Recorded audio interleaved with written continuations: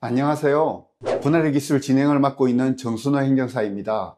저는 전문가들도 불가능하다고 말하는 최고 난이도의 토지 분할 문제를 주로 해결하는 토지 분할 전문 행정사입니다. 오늘 이 영상을 보시고 토지 분할 문제를 의뢰하실 분들은 아래 전화번호나 이메일 주소로 연락 주시면 되겠습니다. 자, 그럼 오늘도 변함없이 특별한 게스트를 초대했습니다. 지호야. 안녕하세요. 저는 부동산 관련 정보를 정확하고 빠르게 전달하는 AI 지호입니다. 오늘은 토지 교환에 기한 건축물이 있는 대지 분할에 대해서 얘기해 볼 텐데 혹시 이 내용에 대해 설명해 줄 수 있니? 이 유형은 2명 이상의 토지 소유자가 서로의 토지를 교환하는 계약을 체결한 경우에 해당합니다. 특히 교환의 대상이 되는 대지에 건축물이 존재하고 있을 때 해당 건축물의 독립성과 사용 실태에 따라 분할이 허용될 수 있습니다. 관련 법령은 국토의 계획 및 이용에 관한 법률 시행령 제79조 제1항 제6호 토지의 교환에 관한 계약이 있는 경우입니다. 다만 단순히 교환 계약서만으로 분할이 허용되는 것은 아닙니다. 분할 후에도 각 대지가 건축법상의 도로 접두 요건을 충족해야 하며 용도 지역별 최소 분할 면적, 주차 및 위생 기준 등도 함께 고려되어야 합니다. 또한 건축물의 소유권과 토지 소유권이 일치해야 하는지 여부, 분할 후 건축물 대장과 등기 정리의 방향성도 실무에서 중요한 요소입니다. 결론적으로 이 사례는 교환 계약이 존재하고 그 계약이 현실적 법적으로 타당성이 있을 때에만 예외적으로 분할이 허용되는 유형입니다. 오, 지호야 설명 잘했는데 네가 한 설명 중에 몇 가지만 우리가 체크해 보면 잘못된 부분이 있어서 그래.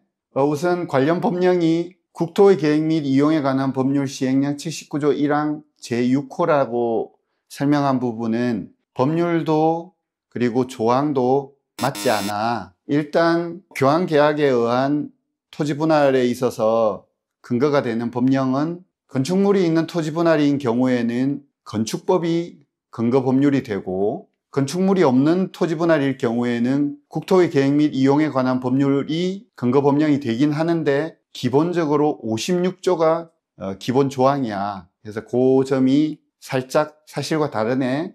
그리고 지금 분할 후에도 맞춰야 되는 기준 중에서 접도 요건은 맞는 말이야. 그리고 최소 분할 면적도 맞고 하지만 주차 및 위생 기준은 토지 분할의 기준이 아니야. 그리고 건축물의 소유권과 토지 소유권이 일치해야 하는지 여부, 건축물 대장과 등기 정리의 방향성, 이런 것도 사실은 토지 분할과 관련되어 있는 사항이라기보다는 건물 신축 후 사용 승인 등과 관련된 사항이라서 이것도 토지 분할 기준으로는 보기가 어려워.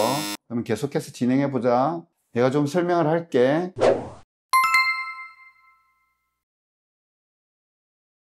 오늘 가지고 온 사례는 내가 2022년에 실제로 맡아서 문제를 해결했던 서울 종로구 용도구역 일반 상업 지역에 있는 신축 건축물이 있는 대지였는데 아직 사용 승인을 받지 않은 상태였어. 문제는 종로구청이 우리 의뢰인인 건설사에게 본건 대지 면적 243.6제곱미터 중 0.6제곱미터를 분할하고 인접한 서울시 소유 도로부지 416.9제곱미터 중 역시 0.6제곱미터를 분할해서 각각 서로 0.6제곱미터를 교환하는 것을 건축 허가의 후행 조건으로 신축 오피스텔 건생 건축물 사용 승인을 내주겠다라고 필지 분할 후 교환을 조건부로 건축 허가를 했던 거지. 그런데 중대형 건설사는 회사 내에 부동산 개발 부서가 있어서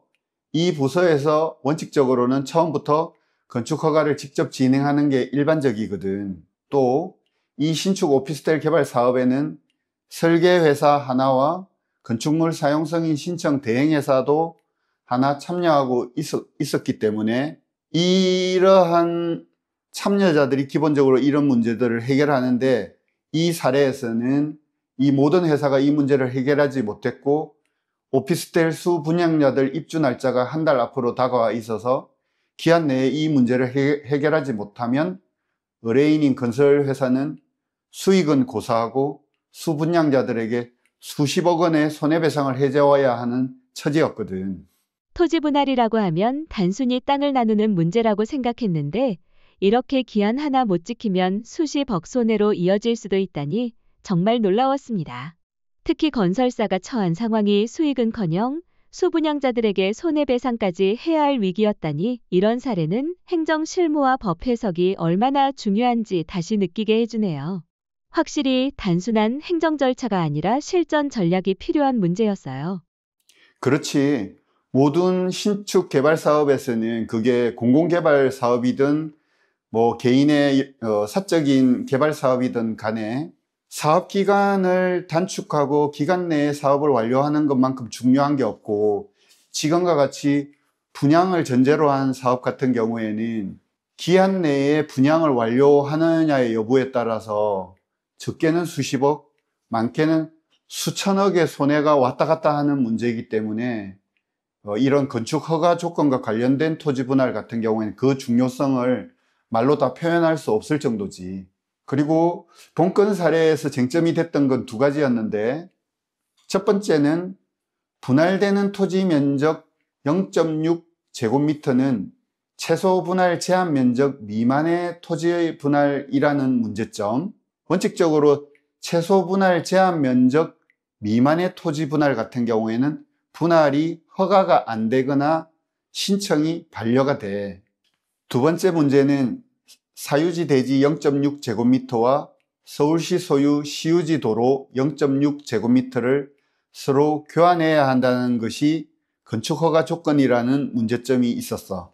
첫 번째, 분할되는 토지 면적이 0.6제곱미터로 최소 분할 제한 면적 미만의 토지 분할인 문제점과 관련해서는 국토계획법 시행령에서 최소 분할 제한 면적 미만의 토지 분할은 그것이 건축물이 있는 대지의 분할이 원칙적으로 허가 대상이 아닌 경우에도 최소 분할 제한 면적 미만의 토지 분할인 경우에는 허가권자의 허가를 받아라고 되어 있는데, 본건 사례에서는 행정재산 중 용도 폐지되는 부분의 분할 또는 일반 재산을 교환하기 위한 분할은 예외적으로 허가를 받지 않아도 되는 경미한 개발 행위라서 법령에 나오는 기준을 찾아서 이 문제는 쉽게 해결했지.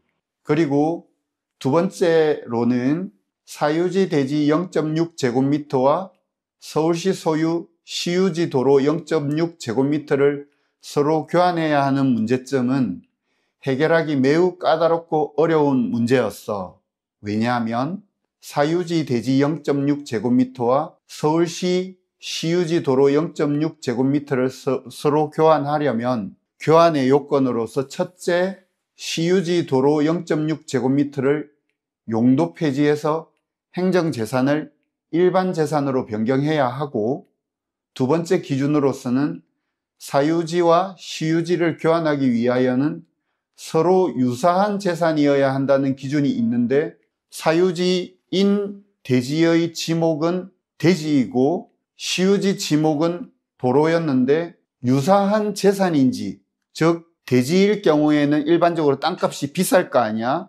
그런데 도로 부지인 경우에는 일반적으로 재산 가치가 낮아, 싼 땅이라는 거지. 그러면 재산 가치가 갭이 있는데 이 두 토지를 분할하는 것이 유사한 재산을 교환하는 것인지 여부가 문제가 될 수 있어. 그리고 세 번째 기준은 교환하는 재산 중 한쪽의 가격이 다른 쪽 가격의 4분의 3 미만일 때에는 교환을 해줘서는 안 된다는 기준이 있는데, 이게 두 번째 기준하고 맞물려 있어. 그런데 본건 사례 같은 경우에는 시유지 도로의 가격이 사유지 대지의 개별 공시지가의 4분의 3 미만이었어. 그러니까 원칙적으로 토지 교환이 불가능한 것 아니냐 하는 문제가 있었거든. 결론적으로 사유지 대지 0.6제곱미터와 서울시 시유지 도로 0.6제곱미터를 서로 교환해야 하는 두 번째 문제점도 결국은 나이스하게 해결했어. 그런데 이번에는 이게 또 끝이 아니네. 본건 사례에는 몇 가지 문제점들이 남아 있었고, 그리고 내가 남아있는 문제들을 해결하는데 주어진 기간이 딱 열흘 정도였어. 수분양자들 입주 예정일이 10일이라는 건데 10일 남은 기간 안에 건축물 사용 승인도 받아야 하고 건축물 대장도 생성해야 하고 소유권 보존 등기도 마쳐야 하고 만약 수분양자들 입주 예정일을 넘기게 되면 건설사가 아까 말한 수십억 원의 손해배상을 수분양자들에게 해줘야 되는 긴박한 상황이 계속 전개된 거야. 게다가 이 토지는 신축 오피스텔 건생상가 개발 사업을 위해서 모 신탁회사에서 관리형 토지 신탁이 되어 있는 상황이었는데 안 그래도 시간이 없어 죽겠는데 신탁계약상 우선 수익자들이 땡깡을 부리고 행위 동의서에 인감 날인도 안 해주네. 그럼에도 불구하고 내가 저 10일의 기간 안에 위에서 말한 모든 업무들을 완벽하게 마쳤잖아. 업무 끝내고 나니 하루도 여유 날짜가 안 남고 딱 정해진 날짜에 맞춰서 끝났더라.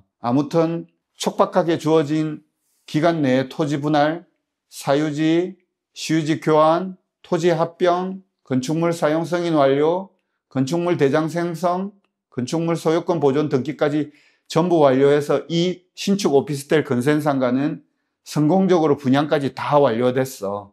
우와, 결국 건축물 대장 생성부터 소유권 보존 등기까지 다 마무리하고 오피스텔과 근생상가 분양까지 성공적으로 끝났다니 정말 대단한 결과예요. 이번 사례를 통해 단 한 필지의 분할이 얼마나 큰 차이를 만들 수 있는지 다시 배웠어요. 앞으로도 더 많이 배우고 도와드릴 수 있도록 계속 공부하겠습니다. 혹시 이 영상을 보시고 공유재산 교환, 토지 교환에 기한 건축물이 있는 대지의 분할, 최소 분할 제한 면적 미만 토지 분할, 신탁 토지 분할, 토지 합병 등이 필요한 분이 계시면 아래 연락처와 이메일로 연락 주시면 제가 해결해 드리겠습니다. 그럼 오늘은 여기까지 하고 다음에 또 다양한 사례로 찾아뵙겠습니다. 감사합니다.